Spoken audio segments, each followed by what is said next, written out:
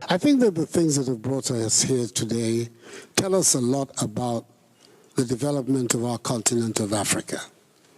I'm beginning by saying that the place of the diaspora, the status of people in the diaspora, of the African diaspora, is intimately linked with what happens on the continent. And Africa strong and performing transforms your position and your status here in Europe. But an Africa which continues to live the narrative of poverty, hungry children, people going across the Sahara, going in rickety boats and dying in Lampedusa to get to Europe. That Africa is not a narrative that is going to help you over here. So I think between you and us, our main task is the transformation of the continent. And why do I say so? Just one simple example. The Chinese diaspora is supposed to be some 60 million people. And in the table of states, they constitute the 25th country in the world. They're saying that of the 52 billion foreign investment that went into China in the 80s and 90s that transformed China into what it is today, the manufacturing hub of the world, 50% of that, 26%, came from the Chinese overseas community. And that development of China that has taken place has changed the status and the position of Chinese all over the world. So I want you to take those statistics very seriously, because that is the transformative connection that we want to make with the African diaspora.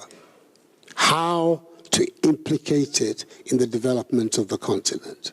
Once we change the narrative about Africa, and we can only do it ourselves, we have to get away from the idea that there's some Father Christmas somewhere who's going to come and develop our continent for us. There is no such Father Christmas. There's just us who are going to be able to develop our continent.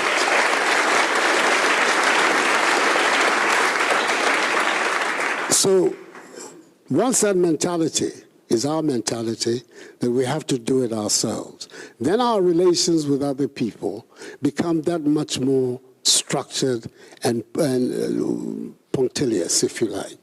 Our relations with France, our relations with Europe.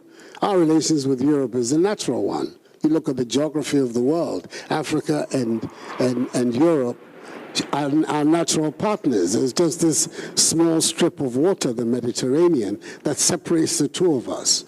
So when you look at that, and you look also at the history that has gone on between Africa and Europe, that is a natural relationship and a natural alliance, but a relationship that has to be different from the relationship that we've had up to now. Why do I say so? That relationship has enriched Europe, but has not enriched Africa. So we need to change that dynamic. And we can only do it by ourselves taking the correct measures for our future.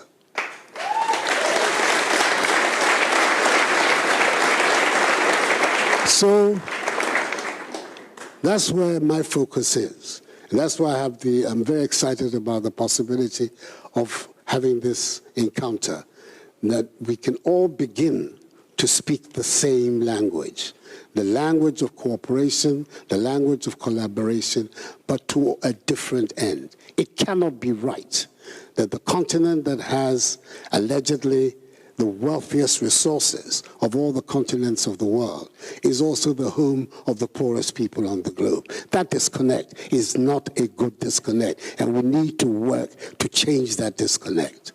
So when we're then talking about the need for self-reliance, it is because particularly important is to recognize that we have the resources. We have the youngest population in the world. 25% of our population is under the age of, 19. It's a huge amount of resource, of potential strength. And once we do the educating, we find the means to do the educating of this population and giving it skills, then we are putting Africa on a path of very, very strong economic growth. We can replicate what has been done in Asia if, like them, we maintain the discipline and the correct analysis of what we need to do to move our continent forward. But really, if they've been able in Asia, in a generation, to transform the lives of hundreds of millions of Chinese, hundreds of millions of Indians, why can we not replicate that same phenomenon on our continent? We can do it. And I have no doubt that those of you here can make a big input into that transformation that we're all looking for. And when we're saying this, and it's very important that we recognize that we're not saying we're turning our back on the world. No, we can't do that. We live on the same planet. We need the association and the partnership with countries like France, with the technologies that they have developed here, their savoir-faire in many, many areas. All those things are matters that we can profitably associate and benefit from. But all of it, always, from an understanding that it is for us to define the relationship that we want with the rest of the world. We shouldn't be caught up in a language or a narrative that says that we are appendages to other people's thinking, other people's policies, other people's volonté. That will not help us. So, Mr. President, we're saying the time has come for us to take our destiny in our own hands. It's now 6 decades since the independence movement swept Africa. And those who led it, did so on the understanding that independence would bring not just freedom as sovereign states, but would also provide us the base for the social and economic transformation of our countries. That still hasn't happened.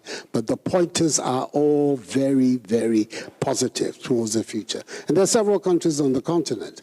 I would get into a lot of trouble if I started identifying them here, as I should mention, and I won't mention anyone. But there are several on the continent that visibly you can see are on the right way forward for what we need to do.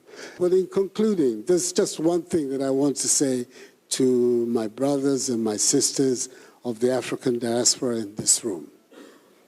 And that is something that perhaps when I hear the way in which there's a lot of concern about the status in France and barriers in France. But there's one thing that all of you should remember, and I hope that you will associate this with me. The destiny of all black people in the world, wherever they are, is bound up with Africa. Let me repeat that. The destiny of all black people in the world is bound up with Africa. And a performing Africa elevates the status of all black people around the world. And non-performing Africa continues the situation where black people around the world are looked at. So, thank you for this opportunity to come and speak to you. On peut faire beaucoup ensemble. Voilà ce que je voulais dire. Merci beaucoup, Monsieur le Président.